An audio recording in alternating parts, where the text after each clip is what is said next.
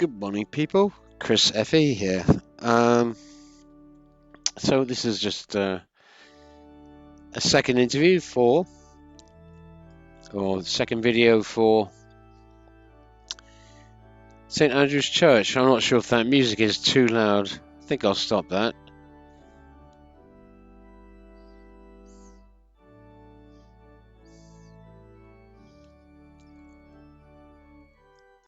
Hmm, it's quite loud in my headphones. So anyway, this is St Andrew's Church. So I'm just going to go inside and show you the photographs, and then I'll move on to the bombed-out church. So oh, but I'll put my camera on. You want to see my ugly mug. So this is part two of the filming I did on it says the 18th there. Was it the 18th? About a week ago, yes. So that's probably right. So inside the church, let's start with a bit of history. So just inside the church was this photograph, and I shall bring it up for you. It looks, to all intents and purposes, it could be two people getting married, or whatever. So, are they getting married, or it looks to me as if, let's come down here a bit first. So again, inside the church, I've got a few photos of what it looks like inside. Not too much, but pretty much everything was plastered, and this was plonked back on the wall, as you can see. We've got a sort of helmet there. Doesn't look very big, and you have this household shield. I would take it. This one is his, perhaps, and this one is hers, perhaps. And it looks like there's been uh, some sort of engagement between these two, maybe two joint households, whatever. But they've come together to create this shield. Now, uh, Virtus Sola Pulchra. Virtus, so is that? Hang on, I think that's what it says. Virtus Sola. The V is actually a U. So power only fair. Power only fair. Right, okay. So as you can see, let's just take a look, see what we see. What do we see? We see a man and we see a woman in some, dress of the time, laying on a cushion.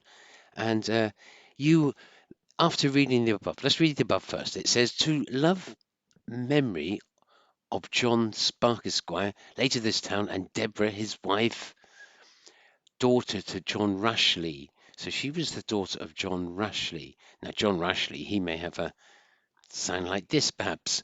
Uh, oh, he was of Foy. Foy is a place down in here in Devon. So, Esquire, who departed this life in expectation of a joyful resurrection, the March the 17th, 1640. So that's when John Rashley died, not when these were.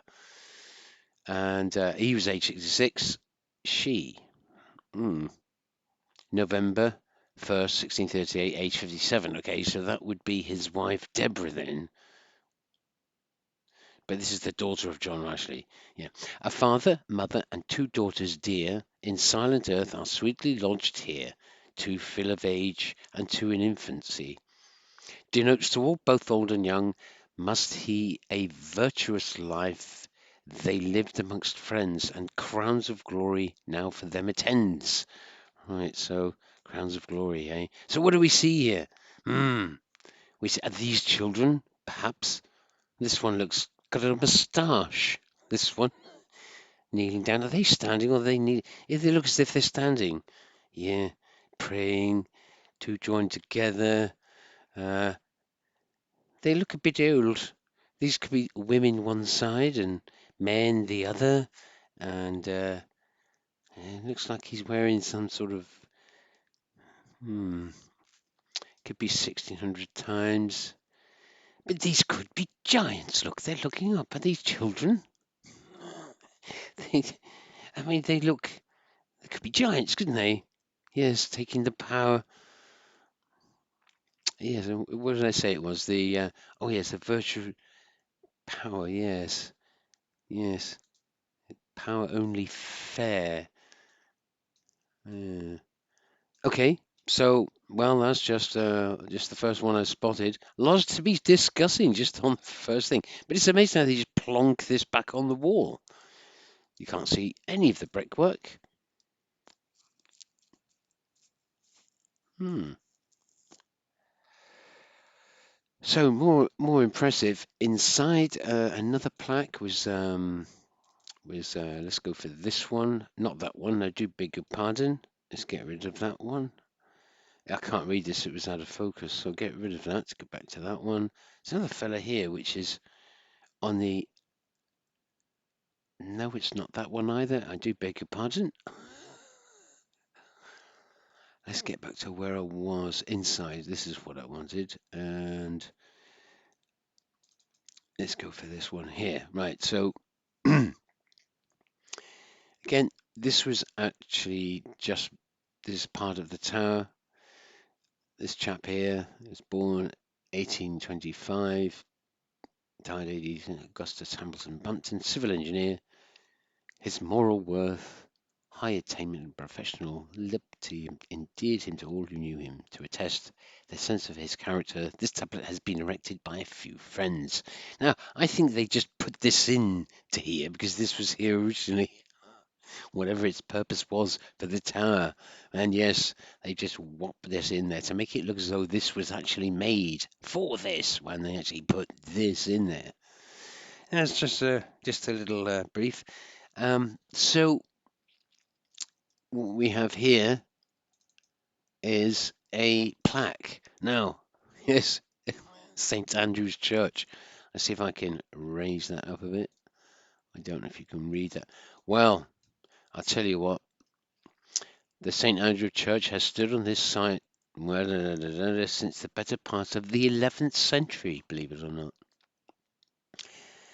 And I shall let you read all that. It is rather long-winded. I'm not going to go through it all. But what is quite interesting is the vicars, so it's Church of England. So when did I wonder if I can actually make that a bit clearer. I did take another snapshot of it. Let's see if I get this one up here. And vicars. Let's have a look. Okay, so 1087. Vicars. So did they have vicars back in 1087? Was it all sort of Anglo-Saxon priests or what have you? I thought Rome. It would have all been priests, surely. So we have Elphage, Sada, Alonodus, Dun priest of Robert Bacon, Delastane, Martin, De Woolley, De Wayland. They sound almost, possibly foreign. 1260, 1309, 1300s. And it wasn't until 1500s, apparently, that they, John Giles, Gluttondale, Thomas, Cockworthy, John. So let's go Griffith Thomas. Let's go to the 1500s. We've got, let's come just drop that down slightly so I can get him in. Roughly around about these times, 1580s, I think it was. Roughly, it was when they had the Reformation, wasn't it? They got rid of everything, the Catholic Church. So we had 12, 15, 10 years, 18. Oh, he's quite a long time, that one. Newton Ranfel, or whatever his name is. 1603, 1603. Upham Thomas. And notice how they've changed. I think they've changed their names around. So we had Richard Follett from 1528, Thomas Griffith, Adrian, John Stubbs. Blah, blah, blah, blah. When did they change their names around? John Giles, Michael Sergio, John Iddins, John Lancarn, Thomas John, Martin. Oh, okay. So it's interesting. So only single names here, and then Martin, Russell, Robert, is that William? John Hannah. Okay, so they always have been round the other way quite early on, but only single names from the 10th century, 11th century. post Battle of Hastings. And down here we have, if you can see it, let's see if I can raise them up a bit. What names have we got here? 1881, and then 1920, 1816, 81, 17. Zachariah Mudge, what a name. John Gandy reporting. John Hatchard. Burroughs, let's go to modern day, 1994. Oh, just slightly out of focus there. John Watson. John Watson! 1972.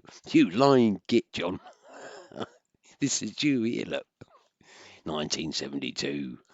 And then from 1994, I guess that's the present day, is the NHP Mr. Kintel, or Kinsell. Kinsell, that's a good name. So anyway, that's the wooden plaque. I think I have another one here. Let's have a look at that one. Is that any better? I did take a couple. Yes, John Watson. Yes, this is a better copy. I should have used this one. But there you go. Look at the dates on there. So, and we'll go back to the other fellow we saw, which is that one, is it? Yeah. And that's the full shot of it there in all its glory. Moving on to some more stuff inside. Now, in the tower at the bottom, there was a few. Oh, that's out of focus. Just a few old paintings. Slideshow. You can see the brickwork there, sandstone. Lion and the unicorn. So yeah. And what else is another one here? Let's have a look at this one. More coat of arms.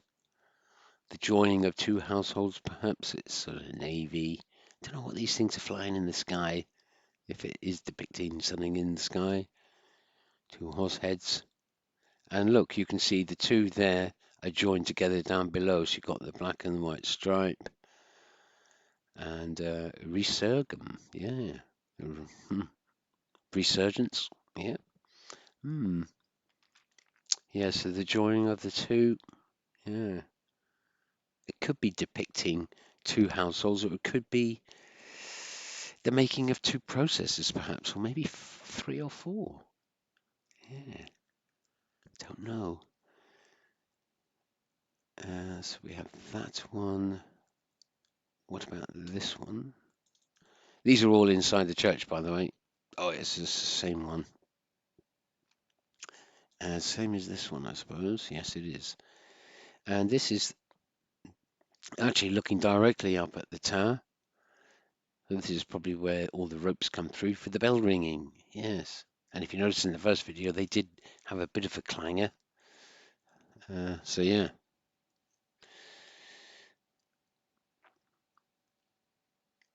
So we'll see. And right, next one. I'll try and get through this actually because it's taking a bit of time. Another plaque, was it? Oh no, Lion and the Unicorn. Really old. This is actually in the church part. You can see the old brickwork. And they'd actually put tables up against something here. Couldn't really see it.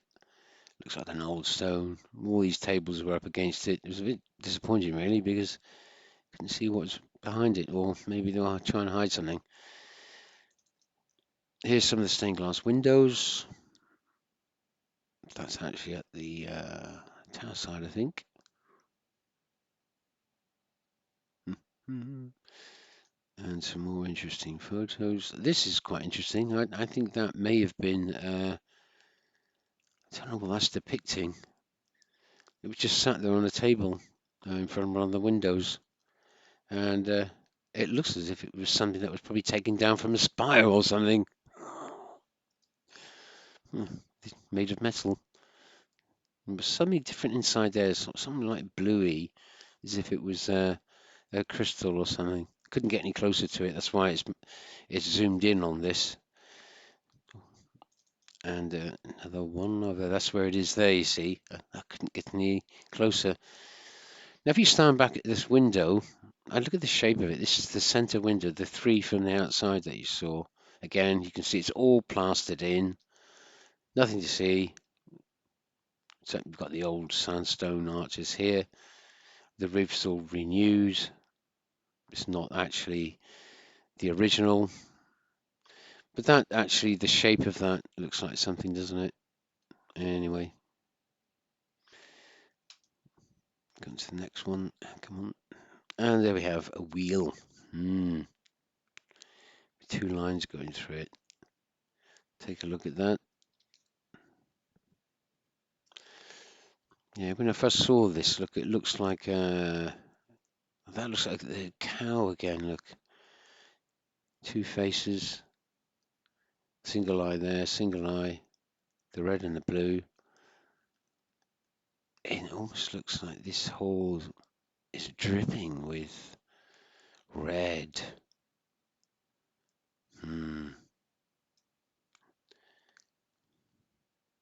Don't know. They tell a story, don't they? They're showing us in plain sight. Oh, this is rather interesting, this bit here. Look at that, look. It's, we've seen these before on the table. Yeah. There's another similar one around. And there's a painting in a glass case. Come on. Not sure what that's depicting. Could be inside his chamber. Yes. I wonder why that's why they call it chambers then, isn't it? If we're going into chambers with, you know, when they talk about the law and stuff. And we have an organ. And, the door was open. I took a look in the back. These are all the pipes. This is the back of the organ. I did step inside and have a quick look while nobody was around. As you can see, these are all denoting the notes, and all these are all the chambers for the resonation. And this is, well, obviously, an air duct coming along here. Couldn't stay in there too long. It's quite a big thing, massive. Yeah. Very interesting. I would love to have gone up there, but you know. And there's the front of the organ. Quite impressive too. I wonder if it's probably pretty much mechanical, I would have thought, but or electrical. And more items just plonked on the wall. Look, and there's the light streaming in through this window. Again, you can see it's all pretty much plastered. It's almost as if they just kept these things and plonked them in certain positions around the church. William Willacombe, M.D., died 25th of May 1822, aged 49 years, and lies buried at Plimpton St Mary. Well, that's about 5 miles away from here. Yeah.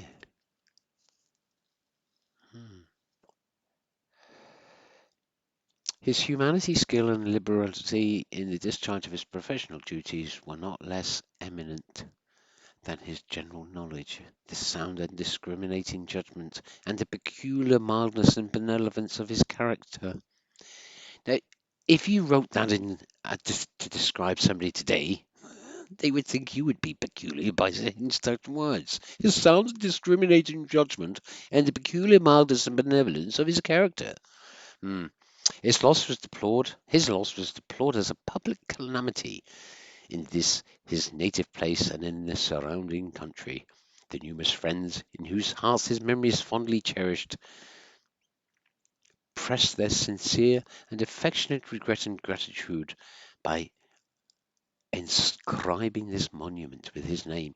Now, I would say that's a very apt and yeah, very nice. Let's go back to the previous one, and it shows this is probably him here, and there's a staff with a snake going around it, believe it or not. There you are. So even then, a middle chap, doctor. Let's have a take a look, a full look at it, shall we? Come on. There we are. There it is. There's the staff, and look, he's holding the snake. Is that the tail and that's the head? Well, that's the tail and that's the head. Not sure. But nevertheless, could be a woman, but couldn't it? Two women, but they said it was a bloke, so there you go. And what's this one? Oh, this is the video. Right, I'm going to pause this a minute and just going to describe. Now, what I didn't do, unfortunately, was take a holistic snapshot. Now, this is the font. Now, the font was made of black type of marble that we saw in Durham Cathedral. And I shall let this play, and hopefully you'll get to hear what I say about it. And I'm just going to adjust the volume so you can hear it, and I'll let it play on and shut up. Enjoy. Phone stopped recording. I must have got to the. That looks actually similar, doesn't it? Fish there. There's something else there. But this is more akin to marble, black marble. So I'm wondering. We have a cross and two fish. Oops. Some very, very tiny specks of something here. Let's go all the way around this. Various things. They are intriguing. Is it dusty? It's not as polished, not as weathered, but nevertheless, these look almost different to what, but similar for sure.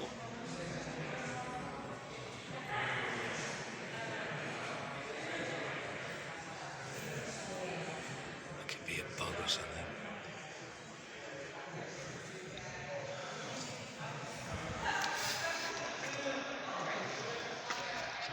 Actually something there.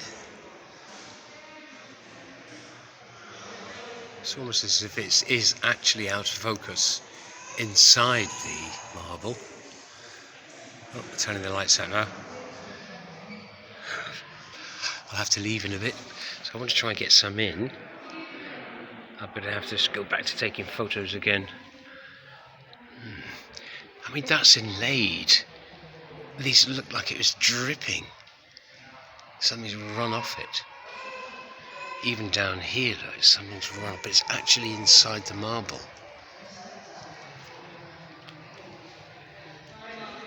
With some fishes there inside, but that's not, I can't feel, that's still, oh no, I can still feel a crack there. Maybe there's a crack. Inside.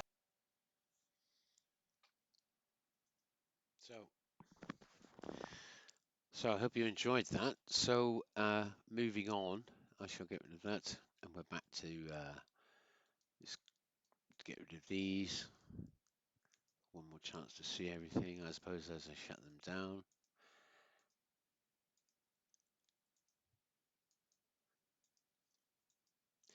Yeah, so coupled together with the exterior, perhaps I could have done a few more shots of inside. It was a bit difficult with everyone that was there, and so this shot here I'm going to put up now. This is of the bombed out church. Now, incidentally, I need to pull up Google Earth again, because this area that I'm walking across here, if I bring it up onto Google Earth, I'll show you what I mean. And it's called the viaduct, and it's always been called the viaduct. And I thought, well, a viaduct's over water. It's not a viaduct, it should be a bridge, shouldn't it? And people just said, no, it's called the viaduct. And I went, oh, okay, whatever. But then when I was doing the other video, I did realize what I hadn't said. And I hadn't said that it was the viaduct. and I thought, oh blimey, it should be called, I should be actually stating it's the viaduct, but I hadn't done it. So what I'm going to do now is pull up Google Earth for you. I'm just going to slide it in just to make it a little bit better. And what we have now, here's St Andrew's Church here. Okay, now this is the Barbican area down in Plymouth. Let's pull it over a bit. That's the Barbican area down in Plymouth there with all the boats. And incidentally, what was I saying about the Mayflower Steps? The Mayflower Steps are here.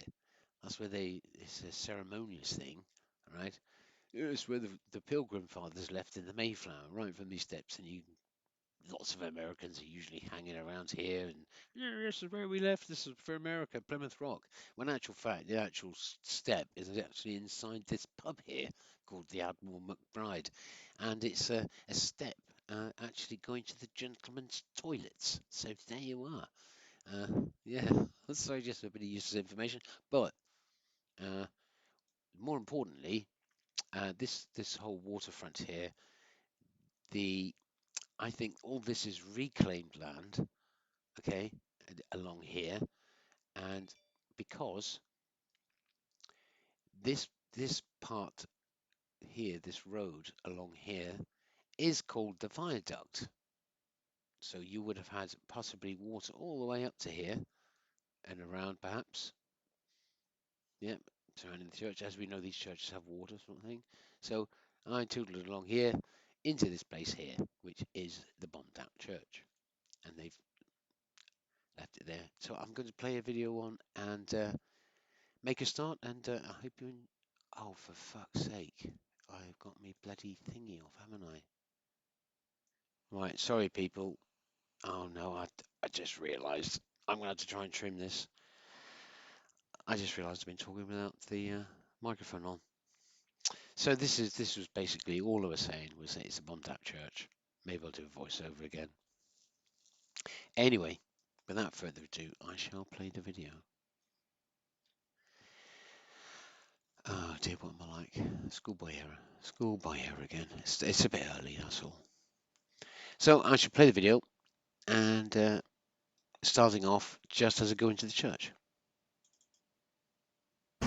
Okay, people, so here I am at what's called Charles Cross Roundabout, and there's a bombed out church here called, well, Charles Cross Roundabout. The spire there on this church looks as if it's been remade in modern brick. It was bombed out during the war, and you can see at the top they've got 4 pine cones on each corner. Probably was a clock there at some point. I'm just going to go and walk down in and around it now. It looks like the doors have been blocked off, but some of the old I've driven past this and around it many times, knowing it was an old church, and well, it has it was bombed out. I need to actually find to see pictures of it when it was bombed out, I guess. But as I come down, we'll take a look at some of this brickwork, because yeah, they've blocked it all up. Look, I'm just going to go walk around it. Yeah, that's all. Again, you can have a look at the old weathered sandstone there. We've got a rose on each of the corners there. And again, the doors aren't that large. You could imagine a door inside here, a wooden door, which is a side maybe to the vestry, or this is probably one of the main entrances to the church, or one of the many. And it looks like up the top there they've got some archways that have been blocked in, some subsidence there, maybe with an original brick just there, which again is sandstone. And another inlay there. So they've reworked this one. There's got to be a reason why they just wanted to leave this here instead of knocking it down. I mean, It's not as if it's in danger of falling down, but I guess part of Plymouth's history, or there's a reason. Why would they? And they've even got a lightning conductor on it. Okay, yeah. I don't suppose they want bricks coming out. And there we have it. On there it says there. I'm not how true that is, but this brick it says is that 1637. Oh, come on. What do you reckon, people? 1637? I don't know. We'll have to look back at the records, won't we? But I'm wondering if I'm walking on all these flagstones here, I wonder how many of these were graves. I mean, or gravestones. See if I can see any writing on them. I'm not sure if I can. Here we go. Oh, sorry, this is the main entrance here. So they have actually blocked it up. Yep, that's on a keeper. I wonder how I could get in, though. I mean, it's not as if I'm breaking and entering, is it? Nobody owns this. Has to be a way in, surely. What about there? Look at this sandstone here. I mean, is that fire damage? Look at that. Oh, look. Look. I'll have some of that. Look at it. It's crumbling away, look. It's almost like, you know, you could build something off that. See what it smells like. Could be some sort of bitumen or something. It looks almost like fire damage, doesn't it? Yeah. It says 1941 up there to 1957. Why would they have 1957 on it? No idea. So I guess the Blitz for the UK was 1940, wasn't it? The Battle of Britain. Yeah, the Blitz ended. Well, that's its height in 1940, was it? Am I rambling? This is all sand that's been pointed in. Sandstone, look at it.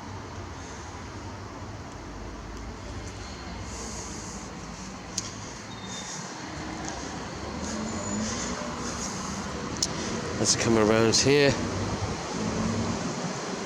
So if I have a look at this, it looks like a bit that's coming off there. It's behind that. Look, even is that because damp's got into that? There's another layer there, you see? Could be just, well, let's pick that down. It's like black inside. I don't know if it's actually slight damage or what. It's carbonated. It's actually really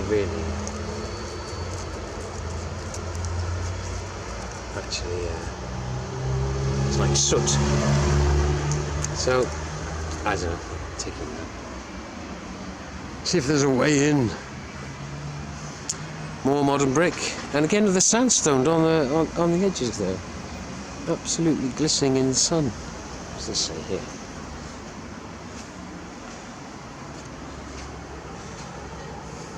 Six bells in the tower. Church of something in Plymouth. 735 993 JJJ5. What on earth is that? J219 J655. Something else 335 there.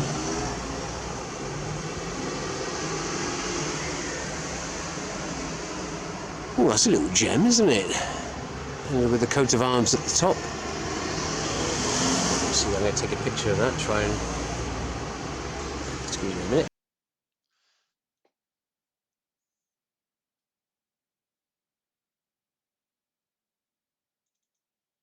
So I've just taken a picture of that, just another walk around.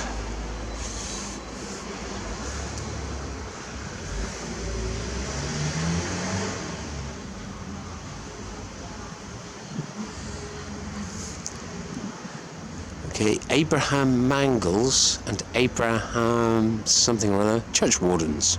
Ah, good for them.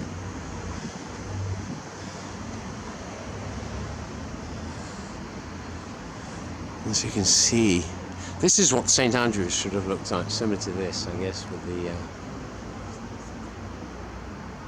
been some sort of remedial work and repairs surrounding it. Yeah. And as you can see, all the internal bits have been blown away, I suppose. We've seen similar effect on the sandstone up there as we did in Durham.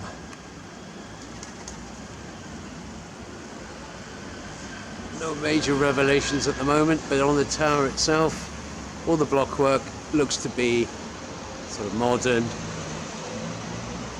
As you can see, the actual the windows probably pretty old. So if no work had been done, I wonder what it would have looked like. Did it originally have a spire? Who knows?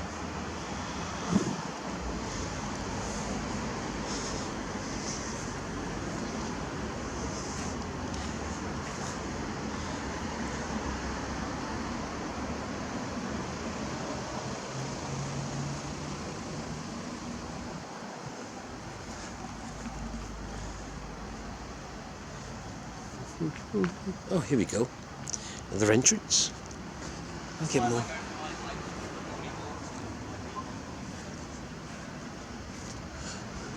Here we go. Yes, I think as you look at that pillar there,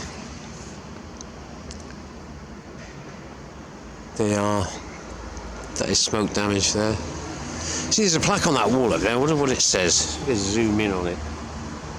See what it says. See?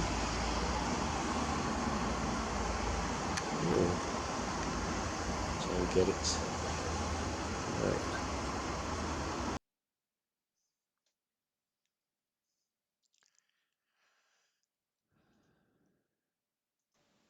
So that plaque, I've got another picture of it somewhere. I think it's a bit better than that, so I shall try and pull it up. And I think it is. Let's have a look. I've got it here. That's it there. Charles Church, built 1641, consecrated 1665, completed 1708, named in honour of Charles I. Ruined by enemy action, 1941. Partially restored 57, which probably corroborates that little plaque on the tower where I said the two dates 41 and 57. And it was by the city in cooperation with the Ministry of Works. The idea of restoration having been sponsored by Old Plymouth Society as a memorial to those citizens of Plymouth who were killed in the air raids on the city 39-45. And the plaque was replaced in 1984. Is that 1984? So yes, 1984. So what did it say before? What plaque was there before? What was it saying? Have they just rewritten history on this? Well, we all know the war happened, but then maybe they just wanted to add these dates to affirm the age of the church. And so we shall go to the last video now. So thanks for bearing with me if you have so far. Alright, so back to recording. I've just taken a picture of that plaque on the wall over there. So that is a gravestone there as well. Should you see that right there? It's a gravestone.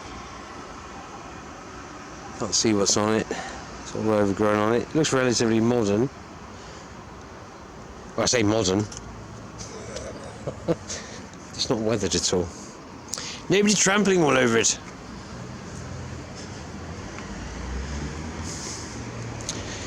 Interesting, this white down here on the brick, isn't it? Let's have a look at this. What is that? That is... I'm not sure what that is. Yeah. It's even gone into that. Is that something that's permeating it? Or is it pigeon shit? I don't think it's pigeon shit. Oh, it's quite... Oh, it's almost like it's damp. It almost could be... I don't know. It could be some sort of protective layer. Why would they spray that on? It's like... Something in there as well. It's like something's leached out of the brick. That's interesting. It doesn't smell. We've got some sort of... Oh dear, it's come back here. Here as well, look. You've got some sort of quartz there. That's what I'm on about here, look.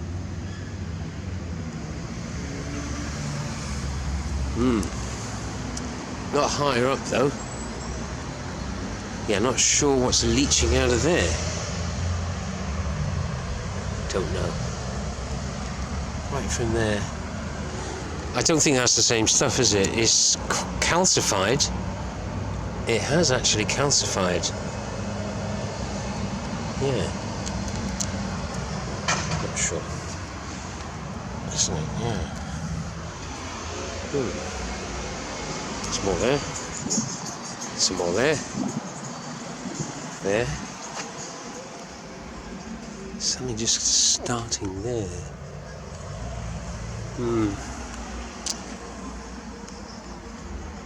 Some up there too. That's interesting. I haven't seen that anywhere else.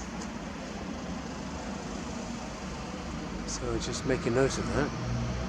It's almost as if it's leaching. Look, if I, it is. It's. I'm not sure if you can see that. I've actually rubbed it, and it's actually wet to the touch now. Could be a reaction with the water.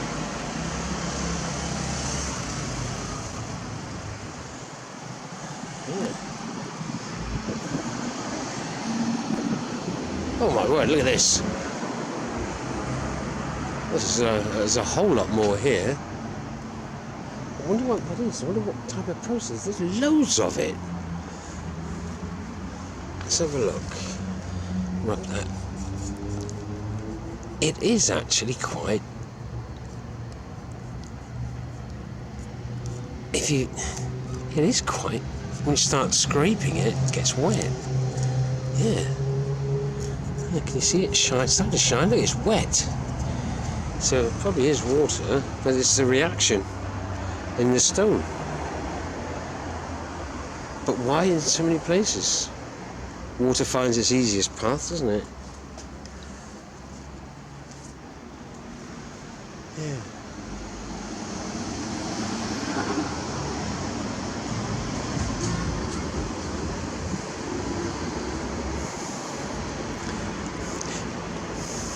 More there.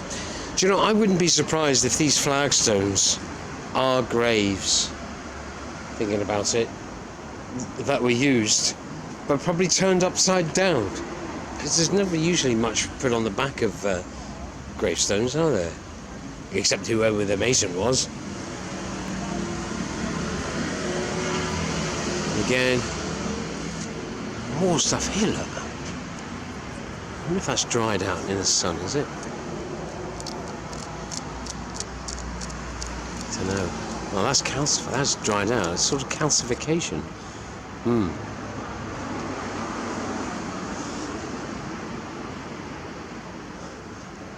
Does this one here look like wood? Grey wood. Let's take a look at these. I can't see any rings though.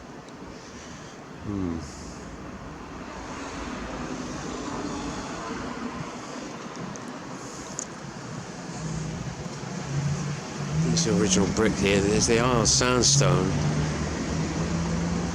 Look at that. Just crumbling. It's crumbling away. Just crumbling. Just crumbling away. So...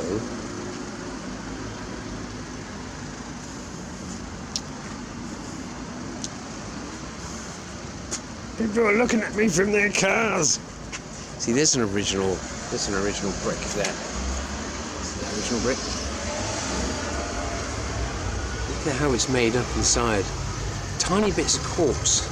By the look of it here. Tiny bits of quartz in there and there. This is different to...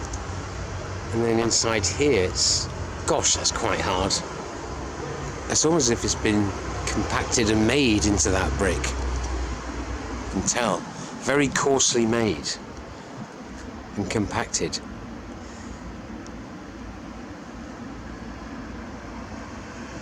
So would this be the addition afterwards then?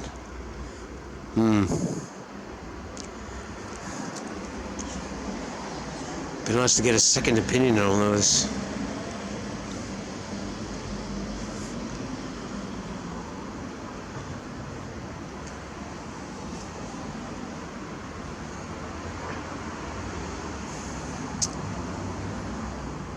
Yeah. The windows. Beautiful. It's an absolutely glorious day today. I can feel the sun on the back of my neck. Ooh. Yeah, so I reckon these are all gravestones. Turned upside down. Probably. Perhaps.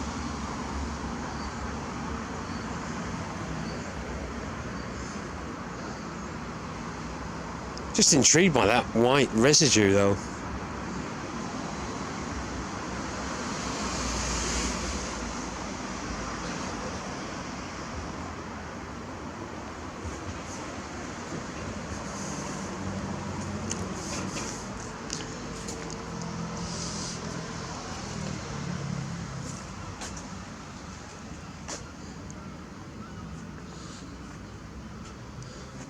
Not so much where there is some bits around here.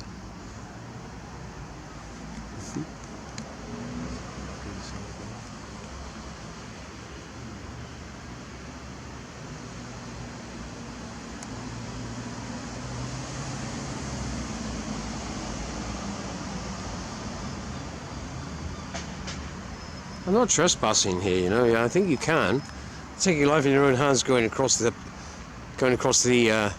roundabout. You can see up there the old brickwork from that wave.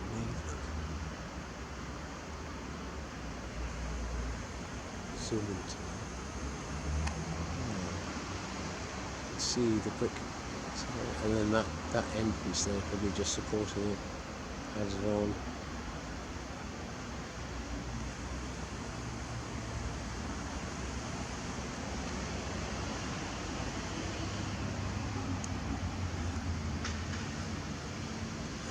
I wonder, what was the purpose of this, I wonder?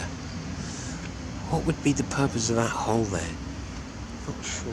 There's another one there as well. Not sure.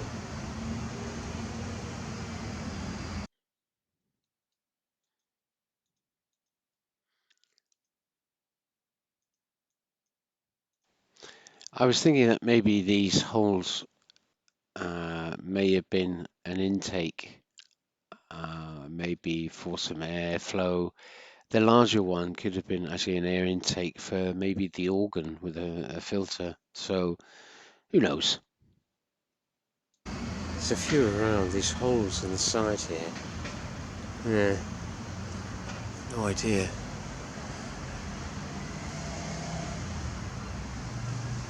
And that's the full 360 around. The bombed out church on Charles Cross roundabout. So, yeah. Oh, actually saying that now, look, I mean, you could be forgiven to think that that white residue there would be pigeon droppings or bird droppings, but they'd have to be pretty accurate to hit the same spot all the time, right? I don't think it is. So it's that sort of calcification which is leaching from the brick. Should be interesting to... But all this, as you can see, the brick, the masonry on it is too good to be the original. Yeah. And I guess over such a major tributary around the city, you couldn't afford to leave it in the state of the sandstone as this. It would just be crumbling, potentially fall over and course, an accident. But it would be an act of God, wouldn't it? I guess. Oh, look, there's a plaque here. I nearly missed that. Let's have a look, see what it says.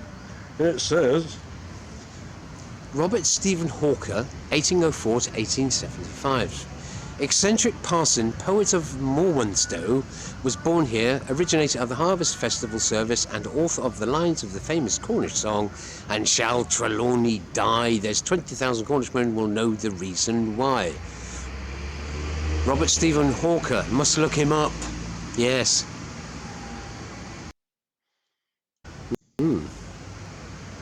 Yeah. I wonder if that's the process of granitification. Yeah. Any geologists out there, please report in.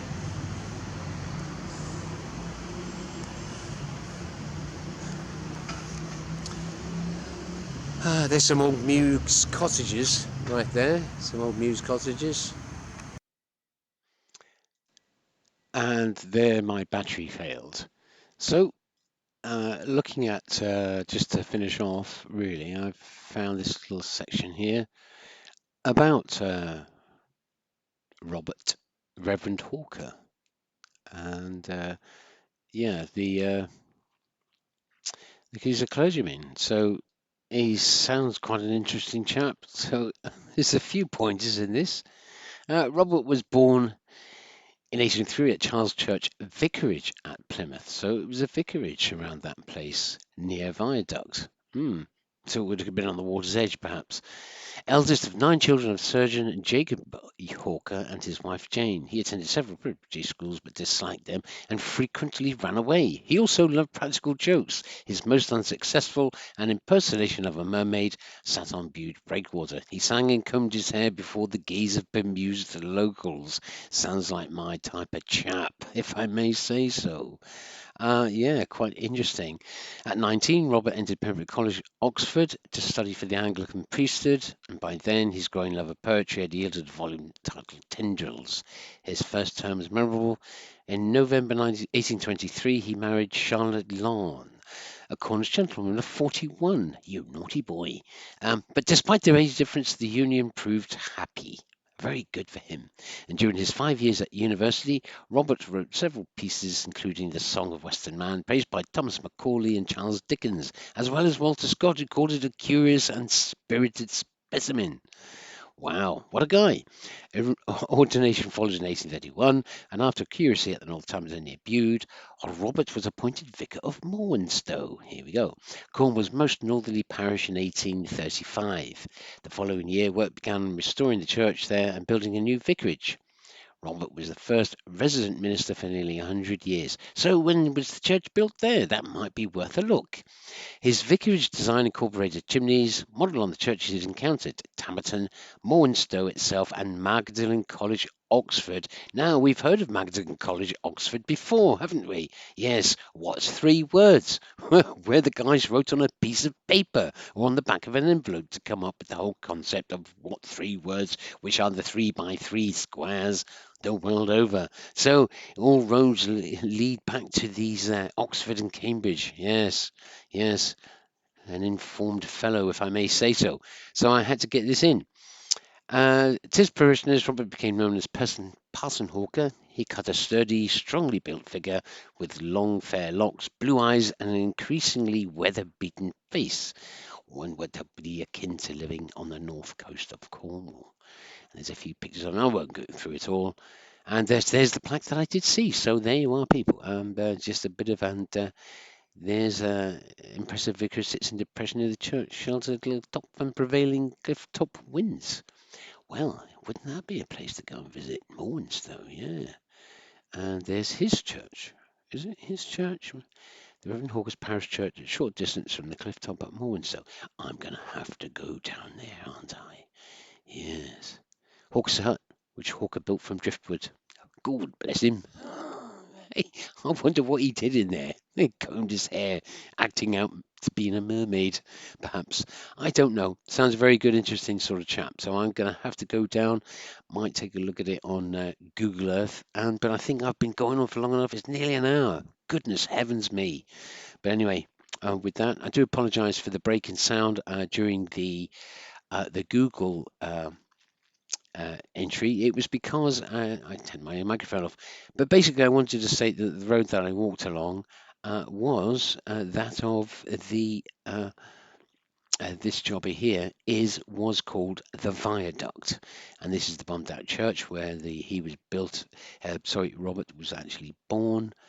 And yeah, these little mews cottages. There would have been a lot more of these, I'm sure. These are the original uh, type that you have here. And down here, we have some of the oldest uh, streets in Plymouth. These old flats down here. These are very different to the norm. As you can see, they're sort of like the two up and two down. These little cottages. Got another old building here. But yeah, they've been refaced and everything. So in and around this area would have been the village where he was born. So with that, people, I shall leave it there. Thank you very much for bearing with me if you have, and perhaps a visit to Morwenstow is on the cards very soon. With that, I shall say goodbye. Thank you for watching.